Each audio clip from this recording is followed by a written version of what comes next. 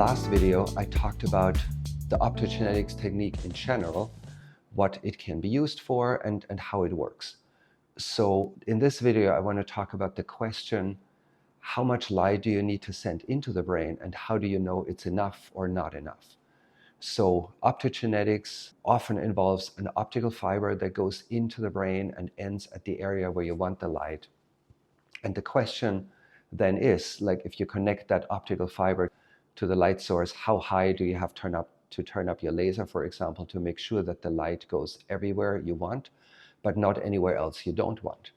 So in the first approximation, people thought that the brain has a constant scattering coefficient, no matter what brain area you're talking about. And the scattering coefficient is basically a measurement of how opaque or how transparent the brain tissue is. If you assume brain has the same scattering coefficient no matter what brain area you look at, things become pretty simple. Once you know one scattering coefficient, you know them all.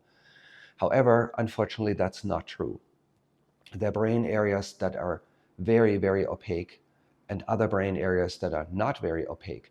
And the difference between those in scattering coefficient can be enormous. The differences are so large that, in fact, you would need potentially orders of magnitude more light or less light to successfully do the same manipulation in the opaque versus the transparent brain area.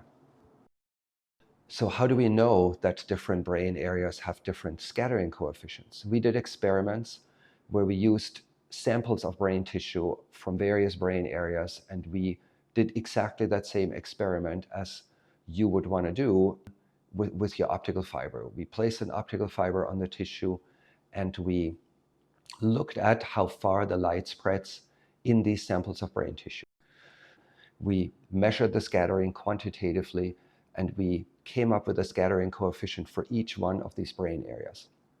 However, in order to translate these results to the entire brain, we did a second experiment in which we, with virtual microscopy, imaged an entire mouse brain in 46 sections with blue light similar to channel rhodopsin, and they were imaged in a carefully calibrated grayscale, meaning that whenever there was a brain area that had a higher scattering coefficient, it would have a darker gray pixel in that area, and whenever there was a brain area with a lower scattering coefficient, that pixel would be more white.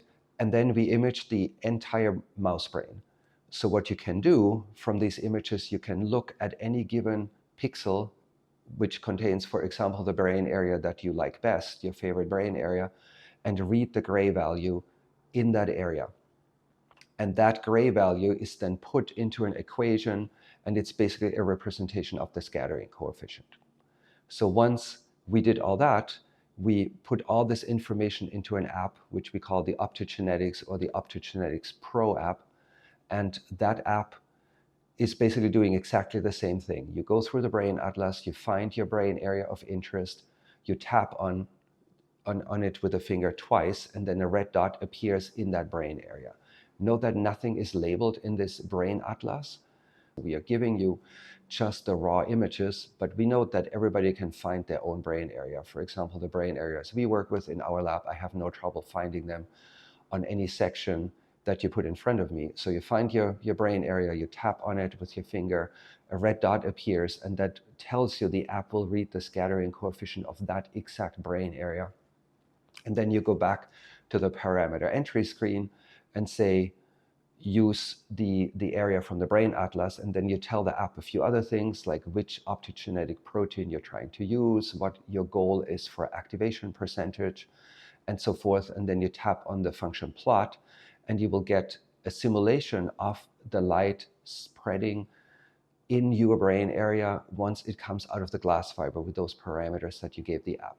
So in other words, the Optogenetics app is basically a tool that tells you how to plan your optogenetic experiment. The Pro version has something like 40 plates. It's an entire mouse brain.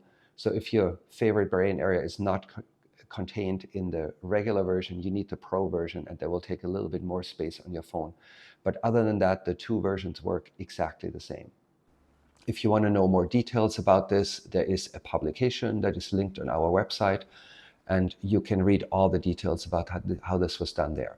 Enjoy using the app, and we hope your research will go well.